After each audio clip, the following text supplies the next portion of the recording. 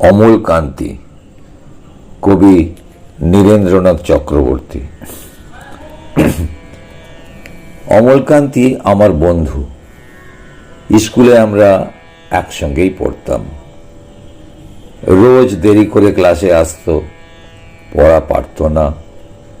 শব্দরূপ জিজ্ঞেস করলে এমন অবাক হয়ে জানলার দিকে তাকিয়ে থাকতো যে দেখে ভারী কষ্ট হতো আমাদের। আমরা কেউ মাস্টার হতে চেয়েছিলাম, কেউ ডাক্তার, কেউ উকিল। অমলকান্তি সেসব কিছু হতে চায়নি। সে রোদ্দুর হতে চেয়েছিল।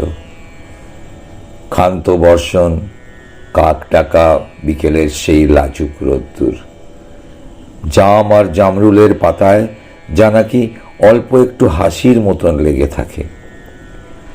আমরা কেউ মাস্টার হয়েছি, কেউ ডাক্তার, কেউ উকিল।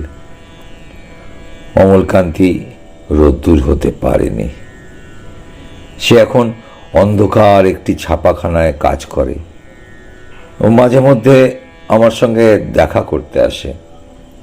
চা খায়, এটা ওটা গল্প করে, তারপর বলে, উঠি তাহলে। আমি ওকে দরজা পর্যন্ত এগিয়ে দিয়ে আসি।